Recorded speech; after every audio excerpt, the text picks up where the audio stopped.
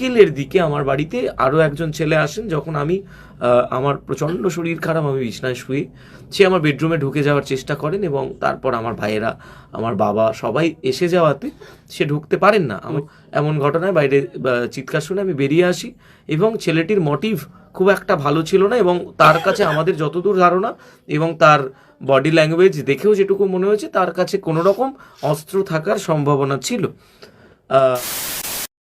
তো কি বাঙালি সব ভালো তো? হে গাইস, আমি গাইস তোমাদের সকলকে জানাই মার্কেটেরই ভালোবাসা। হে গাইস, আজ আমার ভিডিওর মূল টপিক হচ্ছে কেশব দাদা। হে গাইস, কেশব দাদার কিছুদিন আগে তার বাড়িতে সরস্বতী পুজো ছিল। সেই সরস্বতী পুজোতে একদল দুষ্কৃতীকে কেশব দাদাকে প্রাণের হুমকি দিয়ে এসেছে এবং নাকি তার বাড়িতে ভিডিও ফুটেজ করেছে এবং নাকি কিছুদিন আগেই তার একটা কমেন্ট বক্সে তাকেও হুমকি দিয়েছে। তার জন্য কেশব দাদা ফেসবুক লাইভ করেছে। কেশব দাদা ফেসবুক লাইভে কি বলে না বলে এই ভিডিওতে তোমরা সবটুকু জিনিস প্রুফ পেয়ে যাবে। আর আমি এই ভিডিওতে প্রুফ করে দেবো ব্যক্তিটা কে, যে কেশব দাদাকে হুমকি দিচ্ছে। ভিডিওটি লাস্ট অবধি দেখো, আজকে দুধ কা দুধ পানি কা পানি সবটুকু জিনিস প্রুফ করে দেবো। अभी तो रुको, क्लाइमैक्स अभी बाकी। বন্ধুগণ, ভিডিওটি শুরু করার আগে তোমরা যারা যারা এখনো কেশব দাদাকে চেনো না, আমি তোমাদের কেশব দাদার সাথে পরিচয় করিয়ে দিচ্ছি। কেশব দাদা হচ্ছে ওয়েস্ট বেঙ্গলের ইউটিউব সিঙ্গার, যে কিনা ইউটিউবে গান গায়।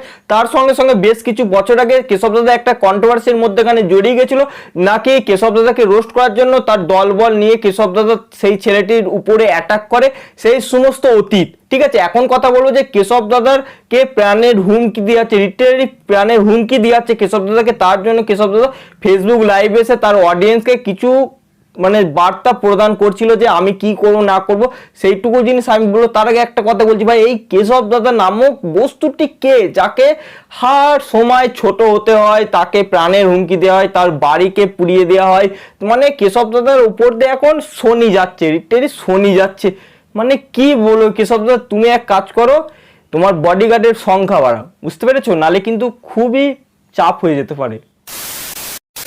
ভাই রে ভাই, তোমাদের শেয়ার কি দুঃখের কথা বলো, মানে আমি তো কিচ্ছু বুঝতে পারছি না ভাই, লিটারালি আমি কিচ্ছু বুঝতে পারছি না। এই কমেন্টটা থেকে আমি হাসবো না কাঁদবো না পাতবো, আমি কিচ্ছু বুঝতে পারছি না।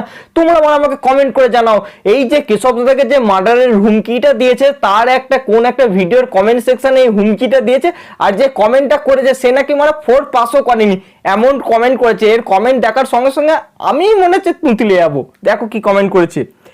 শুভ রয় নামের ছেলেটি কেশব দাকে লিটারালি হুমকি দিচ্ছে, বলছে শোন তোকে একটা কথা বলি কেশব দে, তুই একটা চোর সিঙ্গার বুঝলি, তোকে আর একটা কথা বলছি, তোকে তো আমি মার্ডার করব। আমার বাড়ি কোথায় জানিস? নন্দীগ্রাম। এই মরা ঠেলা সামলাও ভাই, তুই তো মানে কত বড় ডিপলি পাগলা চোদা। তুই ভাব তোর বাড়ির অ্যাড্রেসটা দিচ্ছিস নন্দীগ্রামে, মানে তুই কি বলতে চাইছিস? তারপরে বলছে তোকে অনেক দিন ধরে ট্রাই করছি মার্ডার করার জন্য, দেখ তুই কি করবি, 4 মান্থ টাইম দিলাম। মানে 4 মাস সময়ও দিল কেশব দাদা, একটু ঠিক হয়ে যাও। মানে সালমান খান এ গান মারিছে কেন? সালমান খান কোত্থেকে এলো? যে সালমান খানকে মার্ডার যা বলেছিল তার টাইম লোক, আমি টেনশন করিস না। ইরি এ কে রে ভাই, এ কে, একে দেয়টা কে? তারপরে এরই তলায় কেশব দা কমেন্ট করেছে যে থ্যাংক ইউ, পরের বার বানান শিখে আসবেন স্যার।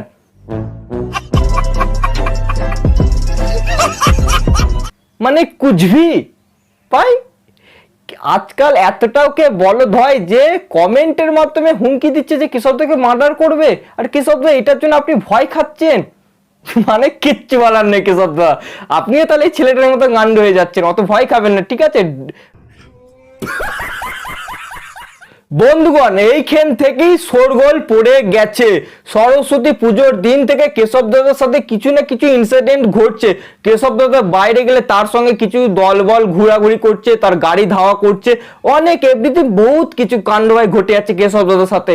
তাই কেশব দাদা ডিপ্রেশন হয়ে একটা ফেসবুক লাইভ করে। আর আমি কেশব দাদাকে একটা কথা বলবো, আপনি অত ভয় খাচ্ছেন কেন? কিছু বডিগার্ডের সংখ্যা বাড়িয়ে নিন, তাহলেই দ্যাটস ইট। আর একটু সাবধানে থাকবেন, বুঝতে পেরেছেন? তাহলে তোমরা দেখে নাও কেশব দাদা ফেসবুক লাইভে এসে কি কি কথা বলে। নমস্কার, বলুন দাদা আপনি কি বলছেন, আমি শুনছি। হচ্ছে সরস্বতী পুজোর পর দিন থেকে প্রথমে কোনো একজন ব্যক্তিকে আমরা সরস্বতী পুজোর পরের দিন সকালবেলায় আমাদের বাড়িতে একটা ইনসিডেন্ট ঘটে।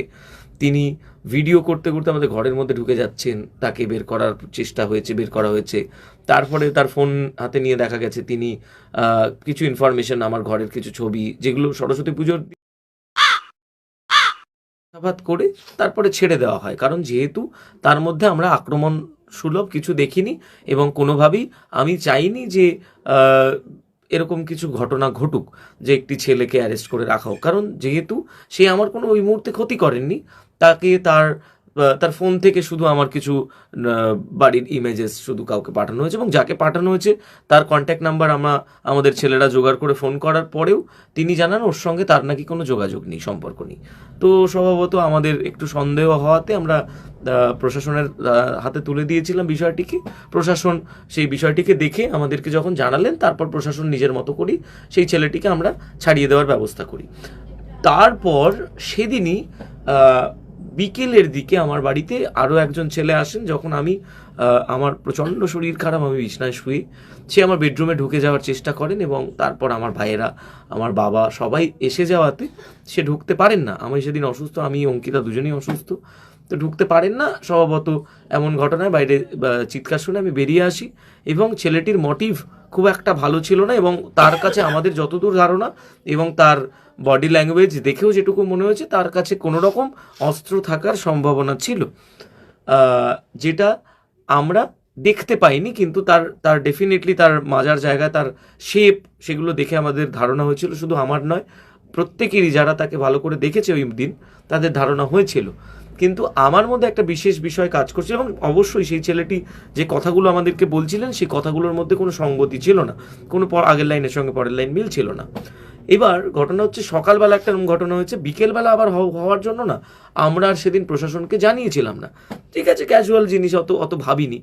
তারপরে বিভিন্ন মারফত আমরা রাস্তাঘাটে বেরোচ্ছি, বিভিন্ন টুকটাক ঘটনা আমাদের সঙ্গে ঘটছে, বিভিন্ন মারফত বিভিন্ন বিষয়বস্তু আমাদের সঙ্গে ঘটছে, যে জিনিসগুলো আজকে কিছুক্ষণ আগে আমরা সোশ্যাল মিডিয়াতে একটি কমেন্ট দেখতে পাই, সেখানে লিখেছেন কেউ একজন যে তিনি আমাকে মেরে ফেলতে চান বা এই ধরনের বিষয়।